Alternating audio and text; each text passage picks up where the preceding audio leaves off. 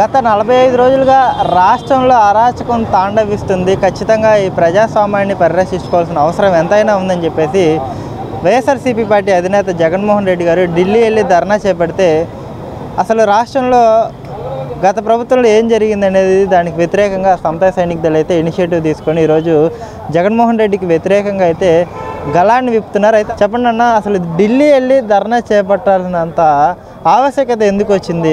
కనీసం ప్రతిపక్ష హోదా కూడా దక్కలేదని ఒక అక్కసుతో వెళ్ళారా, లేకపోతే నిజంగా ఆంధ్రప్రదేశ్లో జరుగుతున్న దాడులను అరికట్టేందుకు జగన్మోహన్ రెడ్డి గారు ఢిల్లీ వెళ్ళారంటే మనం ఏం చెప్పుకోవచ్చు అంటారు? అంటే దీని మీద మనం మాట్లాడాల్సిన విషయం, మీరు అడిగిన క్వశ్చన్ సమాధానము ఒకటి, ఆయన మీద ఈడీ కేసుల భయంతోనన్నా వెళ్ళిండాలి, లేదా ఈ జరుగుతున్నటువంటి ఈ అరాచకాలు అంటున్నాడు కదా, మరి ఆయన హయాంలో ఆయన ప్రభుత్వం ఉన్నప్పుడు ఈయన గుర్తు రాలేదా? ఎంత అరాచకం నరమేధం సృష్టించాడంటే ఒక భయానకమైనటువంటి పరిస్థితిని సృష్టించిన ఈయనకి ఈ చిన్న చిన్న ఘటనలకి రాష్ట్రపతి పాలన అవసరం వచ్చిందా ఈయనకి? ఆ విషయం మనమే అడగాలి జగన్మోహన్ రెడ్డి గారిని. ఎందుకంటే ఇప్పుడు అధికారం పోయేసరికి గుర్తొచ్చిందనమాట. ప్రజాస్వామ్యం గురించి మాట్లాడతావు, రాజ్యాంగం గురించి మాట్లాడతావు, హక్కుల గురించి మాట్లాడుతున్నారు జగన్మోహన్ రెడ్డి గారు. అస్సలు మీరు ఢిల్లీకి వెళ్ళాల్సిన అవసరం ఏంటి? ఇంత విశాలమైనటువంటి ఆంధ్రప్రదేశ్లో ధర్నా చేయొచ్చు కదా. కాబట్టి సమతా సైనిక్ దళ్ ఆధ్వర్యంలో గల్లీ నుంచి ఢిల్లీ వరకు కూడా మా దళితులపై మీ హయాంలో జరిగినటువంటి హత్యలపైన, అత్యాచారాలపై, మానభంగాలపైన స్పష్టమైనటువంటి సమాధానం మాకు చెప్పాలి. మేము కూడా ప్రభుత్వాన్ని డిమాండ్ చేసేది ఏంటంటే జగన్ గారి హయాంలో జరిగినటువంటి హత్య రాజకీయాలు అన్నిటిపై కూడా విచారణ చేసి చట్టపరమైన చర్యలు తీసుకోవాలని డిమాండ్ చేస్తాం. అంటే ఒక పక్క అన్ని పనులు కూడా చాలా మంత్రులు కానివ్వండి, ఎమ్మెల్యేలు కానివ్వండి, అందరూ కూడా ఎవరి స్థాయిలో వాళ్ళు చాలా క్రియాశీలకంగా ప్రజలకి ఏదైతే మౌలిక వసతులు ఉన్నాయో అవి కల్పించాలని చెప్పేసి చాలా యాక్టివ్గా పనిచేస్తుంటే, ఇంకో పక్క రాష్ట్రంలో ఏదో జరిగిపోతుందని చెప్పేసి కొన్ని దుష్ప్రచారాలు, ఫేక్ వార్తల్ని ప్రజల్లోకి చూపించే ప్రయత్నం చేస్తుంది కొంతమంది మీడియా సంస్థలు కానివ్వండి, కొంతమంది వైఎస్ఆర్సీపీ వ్యక్తులు కానివ్వండి. ఎలా చూడొచ్చు అంటారు? కేవలం అధికారం కోల్పోయాం కాబట్టే మళ్ళీ తిరిగి అధికారంలోకి రాబట్టుకోవడం కోసం ఇవన్నీ చేస్తున్నారు. వీటిని ప్రజలు విశ్వసించే పరిస్థితి ఉందా, తిరస్కరించే పరిస్థితి ఉందా అంటే మీరేం చెప్పుకోవాలి? ఒక విషయం గుర్తించాలి ఇక్కడ. ఎందుకంటే ప్రభుత్వం ఫామ్ అయినటువంటి ఒక నెలలో అస్సలు సంచలనాత్మకమైనటువంటి నిర్ణయాలతో ప్రభుత్వం ముందుకెళ్తుంది. ఇది ఓర్వలేక, అంటే జగన్మోహన్ రెడ్డి గారి ప్రభుత్వము ఊహించుకున్న దానికంటే 100 రెట్లు 100% ముందుగానే ఒక నెలలోనే ఇన్ని సంచలనాత్మక నిర్ణయాలు తీసుకుని ప్రభుత్వం ముందుకెళ్తూ ప్రజాపాలన, సంక్షేమము, అభివృద్ధి అనేటువంటి ఆ అంశాల మీద ముందుకు వెళుతున్నటువంటి ఈ సమయంలో ఇది ఓర్వలేని అక్కాసనంతోనే ముందు జగన్మోహన్ రెడ్డి గారు అక్కాసు పెట్టుకొని దాని మీద నిందలేయడానికి ప్రయత్నం చేస్తూ ఉన్నారు అనేది మా ఆలోచన. అంటే ఇది వైఎస్ఆర్సీపీ పార్టీ చేపట్టిన ఈ ధర్నా వాళ్ళకి ప్లస్ అవుతుందా, లేకపోతే ప్రజలలో ఒక సానుభూతి పెంపొందించుకునే ప్రయత్నం చేస్తున్నారా, లేదంటే వాళ్ళ ఎత్తుగడలన్నీ కూడా ప్రజలు నమ్మి చేత్కరించుకునే పరిస్థితి ఉంటుందా అంటే ఏం చెప్తారు ఈరోజు ఈ ఘటనతో? ప్రజలే చెప్పారండి, మీకు కనీస ప్రతిపక్ష హోదా కూడా ఇవ్వలేదంటే ఇది ప్రజలు ఇచ్చినటువంటి తీర్పు. ఇది ఈ తీర్పుని ఎవ్వరూ తిరస్కరించడానికి లేదు. మీకు ప్రతిపక్ష హోదానే లేదు, మీరు మళ్ళా ప్రజా తీర్పు గురించి లేనిపోని విషయాలు చెప్పి దీన్ని మభ్యపెట్టేటువంటి పరిస్థితి మీరు చేస్తూ ఉన్నారు. అది తప్పు. ఖచ్చితంగా ప్రజా తీర్పుని రాజ్యాంగబద్ధంగా మనం అందరూ గౌరవించాల్సినటువంటి పరిస్థితి అయితే ఉంది. ఏదైతే కేంద్రం ప్రవేశపెట్టిన బడ్జెట్లో ఆంధ్రప్రదేశ్కి వరాల జల్లు కురిపిస్తే ఇంకో పక్క ఏమీ జరగలేదు, జీరో జీవనాడికి జీరో, రైల్వే జోన్కి మొండి చెయ్యి, అమరావతి అనేది కూడా అదొక పెద్ద ట్రాజడీ డ్రామా అన్నట్టుగా కూడా ఇదే వైఎస్ఆర్సీపీకి సంబంధించిన నాయకులు మాట్లాడుకొస్తున్నారు కదా. నిజంగా గత ప్రభుత్వంలో ప్రవేశపెట్టిన బడ్జెట్కి ఇప్పుడు కూటమిలో ప్రవేశపెట్టిన బడ్జెట్కి ఏమైనా డిఫరెన్స్ ఉందా? అంటే ఈ బడ్జెట్ని మనం ఆమోదించవచ్చా లేకపోతే తిరస్కరించవచ్చా అంటే ఏం చెప్తాం? 100%గా ఇప్పుడు జగన్ గారి ప్రభుత్వంలో జరిగిన ఆయన హామీ ఇచ్చినటువంటి హామీలు ఒకసారి తీసుకోండి. పోలవరం ప్రాజెక్టు కానివ్వండి, అమరావతి కానీ 3 రాజధానులని చెప్పాడు. ఎక్కడ ఒక నెలకి సంవత్సరానికి 1,00,000 జాబ్స్ అని చెప్పాడు. జాబ్ క్యాలెండర్ ఇది. ఇవన్నీ కూడా కల్లిబొల్లి కబుర్లు చెప్పి అధికారంలోకి వచ్చారు.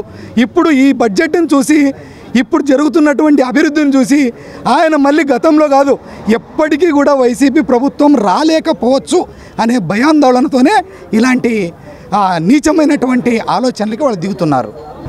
గత 5 సంవత్సరాల క్రితం జరిగినటువంటి జగన్మోహన్ రెడ్డి ప్రభుత్వంలో జరిగింది రాజ్యాంగ విరుద్ధమైనటువంటి పరిపాలన అండి. అప్పుడు లాండ్ ఆర్డర్ లేదు, హత్యలు, మానభంగాలు, చంపటం, ఎవరికైతే గనక దళితులు కావచ్చు, ఓసీ కావచ్చు, బీసీ కావచ్చు, ఎవరైతే ఉన్నారో వాళ్ళ మీద దాడి జరిగితే ఆ దాడి జరిగినటువంటి వ్యక్తులు పోలీస్ స్టేషన్కి వెళితే తిరిగి వాళ్ళ మీద ఎవరైతే దెబ్బలు తిన్నారో వాళ్ళ మీద రివర్స్ కేసు పెట్టినటువంటి వైనం అండి. ఈరోజు ఏదైతే ఈ యొక్క నవ్యాంధ్రప్రదేశ్లో ఉన్నటువంటి రాష్ట్ర ముఖ్యమంత్రి ఎవరైతే ఉన్నారో శ్రీ నారా చంద్రబాబు నాయుడు గారు, అదేవిధంగా డిప్యూటీ సీఎం గారు కొనిదెల పవన్ కళ్యాణ్ గారు రోల్ చేస్తున్నటువంటి ప్రభుత్వం అనేది ఏదైతే ఉందో అండి, అది రాజ్యాంగబద్ధమైనటువంటి ప్రభుత్వం అండి. ఎక్కడ ఏది జరిగినా కానీ వితిన్ 1 అవర్లోనూ, హాఫ్ అన్ అవర్లోనూ అక్కడికి చేరుకొని అక్కడ జరగాల్సినటువంటి ఏవైతే జిల్లా యంత్రాంగం కావచ్చు, రాష్ట్ర యంత్రాంగం కావచ్చు, అక్కడికి జరిగి ఒక ప్రజా పరిపాలన అనేది చూస్తున్నామండి.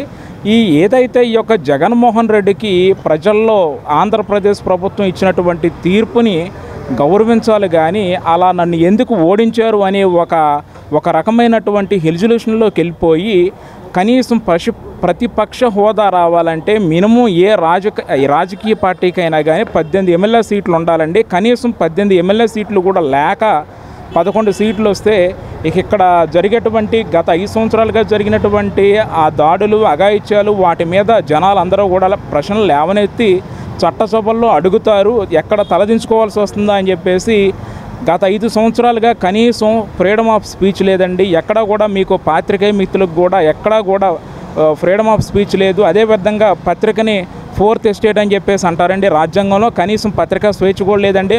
ప్రింట్ మీడియా, ఎలక్ట్రానిక్ మీడియా వాళ్ళకు కూడా లేదండి. ఎక్కడ ఏది జరిగినా కానీ భారతదేశ పౌరుడిగా ఉన్నప్పుడు భారతదేశ హక్కు ప్రకారం స్వేచ్ఛ భావ ప్రకటన హక్కు ఆర్టికల్ 19 ప్రకారం వాళ్ళ యొక్క స్వభావాన్ని, వాళ్ళ యొక్క ఏదైతే ఉందో ఆ భావాన్ని బయటకు చెప్పేటువంటి పరిస్థితి అయితే ఉందండి. కానీ గత 5 సంవత్సరాల్లో ఎప్పుడూ కూడా అటువంటి పరిస్థితి అనేది లేదండి. ఇప్పుడు మాత్రం కూడా జరుగుతున్నటువంటి ప్రభుత్వం అనేది ఏదైతే ఉందో ఈ ప్రభుత్వం రాజ్యాంగబద్ధంగా అమలవుతుందండి. అదేవిధంగా ఎక్కడో కూడా 1-2 చోట్ల దాడులు జరిగి ఉండొచ్చేమో కానండి, అక్కడ జరిగినటువంటి వాటిని రాజ్యాంగబద్ధంగానే ఏది జరగాలో అది శిక్ష కానీ లేకపోతే అన్నీ కూడా సమీక్షిస్తున్నారు. వారి మీద సరైనటువంటి నిర్ణయాలని రాష్ట్ర ప్రభుత్వం అనేది తీసుకుంటుందని చెప్పేసి చెప్తామండి. రెండోది, అక్కడ ఢిల్లీ దగ్గర జంతర్ మంతర్ దగ్గరికి వెళ్ళాడంటే ఇక నాకు ఈ రాష్ట్రంలో ప్రతిపక్ష హోదా కూడా లేదు, ఇప్పుడు నా మీద ఉన్నటువంటి దాదాపుగా 13 కేసుల్లో బొందాయిగా ఉన్నటువంటి జగన్మోహన్ రెడ్డికి ఆంధ్రప్రదేశ్లో ఎవరో కూడా నన్ను ఇక డేకరో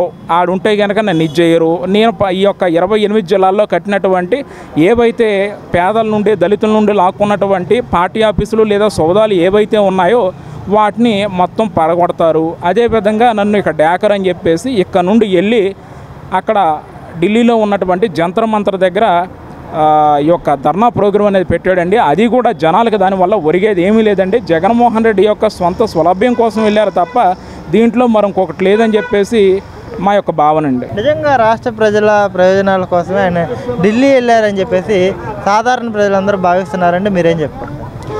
వాస్తవానికి ఆంధ్రప్రదేశ్ రాష్ట్ర ప్రజలు కోరుకుంటున్నారు ఒకటి.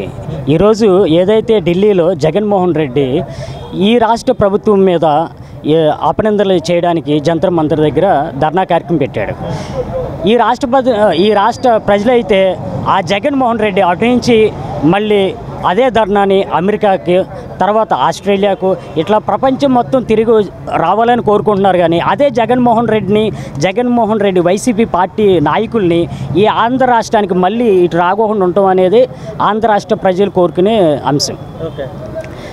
ఎందుకనంటే జగన్మోహన్ రెడ్డి గత 5 సంవత్సరాల్లో ఎంత అరాచక పాలన చేశాడంటే, హత్యలు కానివ్వండి, భూ కబ్జాలు కానివ్వండి, మైనింగ్ మాఫియాలు కానివ్వండి, గంజాయి కేంద్రాలు కానివ్వండి, ఎన్ని చేశాడంటే అంత అరాచకం. ఈ ఆంధ్ర రాష్ట్రాన్ని 5 సంవత్సరాలు ఒక్క అవకాశం ఇచ్చినందుకు విచ్ఛిన్నం చేసి పెట్టాడు. ఆంధ్ర రాష్ట్రం ఇప్పటికి ఈ కూటమి ప్రభుత్వం రావడం వల్ల కోలుకుంటుంది. కానీ లేకుంటే మళ్ళీ జగన్మోహన్ రెడ్డి వస్తే ఈ ఆంధ్ర రాష్ట్రం మరొక బీహార్ లాగా తయారయ్యేది.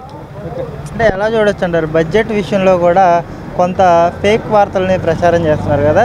ప్రవేశపెట్టిన బడ్జెట్ అంటే హ్యాపీగా ఫీల్ అయ్యే పరిస్థితి ఉందా, లేకపోతే ఇంకా బాధపడే పరిస్థితి ఉందా అని మీరేం చెప్పారు? ఖచ్చితంగా అండి. ఈ కూటమి ప్రభుత్వం వచ్చిన 2 నెలలు గడవక ముందలే 15,000 కోట్లు కేంద్రం నుంచి ఆమోదించడం జరిగింది. అది అమరావతి డెవలప్మెంట్ కోసం కానివ్వండి, లేదా పోలవరం ప్రాజెక్టు గురించి కానివ్వండి, లేదా వైజాగ్ స్టీల్ ప్లాంట్ గురించి కానివ్వండి, రోడ్ల విస్తరణ కోసం కానివ్వండి, ఈ విధంగా తీసుకురావడాన్ని ఈ రాష్ట్ర ప్రజలు చాలా ఆనందంగా వ్యక్తపరుస్తున్నారు. ఇప్పటికి ఈ కూటమి ప్రభుత్వం ఏర్పడి 2 నెలలు అవుతుంది. అప్పుడే పుట్టిన పసివాడు నడక వెంటనే లేచి నడవడో పరిగెత్తడు.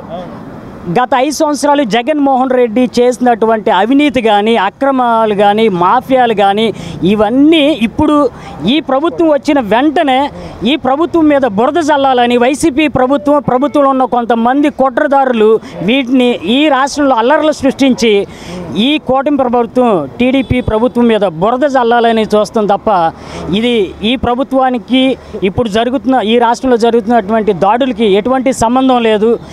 ఈ కూటమి ప్రభుత్వంలో ఈ 5 సంవత్సరాల్లో మంచి అభివృద్ధి వైపు ఈ రాష్ట్రం నడుస్తుందని ఈ రాష్ట్ర ప్రజలు ఖచ్చితంగా నమ్ముతున్నారు.